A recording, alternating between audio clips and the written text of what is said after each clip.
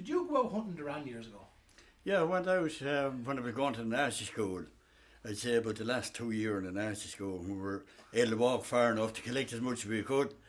Myself and another friend of mine, Mick Breen was his name. We started off basically from just outside Bunclody, and we'd end up near enough in Kiltealy. That far? I remember we used to pass a shop, Moran's shop, on the way to Kiltealy, and we'd go about a mile beyond that and collect all we could. But on the way to that, like, we'd never miss a house. Like, it'd be down a lane, up a lane, or a mile away. We'd go to every house. And maybe quarter ways through it, we'd sit down and we'd count the money. But then, time we'd be running out, we'd go along for another mile or two and we'd sit down and count it again. But we'd get fed up then, and we'd go as far as we could before it gets nearly dark. And we'd walk back home then. So that was the late 1950s, was it? I was born in 52, yeah, 60, around the 60 mark, yeah. And how many years ago out? Many of us? Yeah. Just two of us. You and the... Yeah, well, there'd be more around the area going out. There was, I remember the travelling community, I'd say he was well in his 40s. And he'd a few friends of his, he'd played the accordion and the others played maybe banjo or whoever it was anyhow.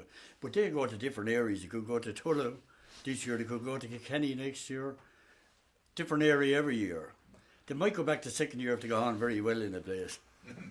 Yeah. And but you went out with your brother, was it? No, a friend of mine, a neighbour. He was near enough neighbour. Yeah. And you went out that morning on St. Stephen's Day? Out early that morning. Because if you didn't get first, you wouldn't get much money. There'd be, like when you go first, the person in the house would have a chat with you. And if they go on well with you, they'd go back in and bring out maybe more money than they had in their hand to give. You know, if they were happy. And what did you dress as?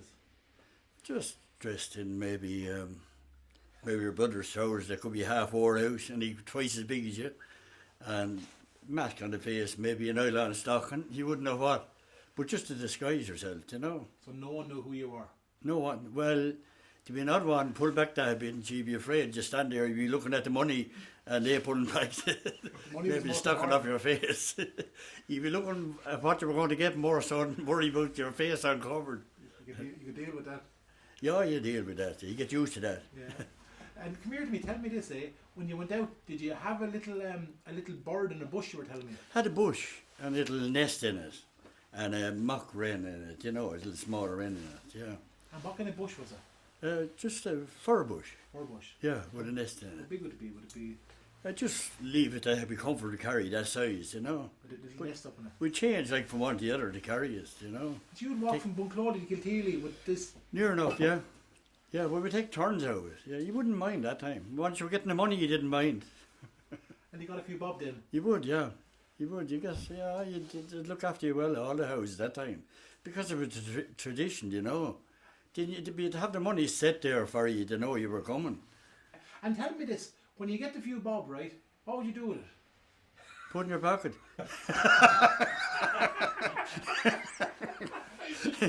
And you might have to recite the second time, because if a person hear you in the house, if the mother comes out or the wife comes out, then the husband will come out and you have to go through it again.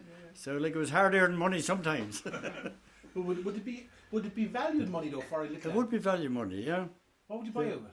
You could buy anything. You could buy mostly you'd keep for school. We used to, my son Mick Breen. You'd have a good day at lunchtime or after school, and you had it for months. Get your penny. That's right, yeah. But that was the tradition that time. And when did it stop?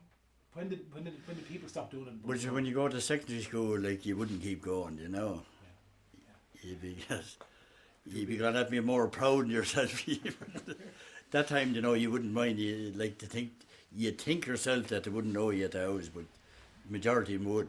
They know who'll be doing that area every year. Yeah. But that was it. Everybody enjoyed this.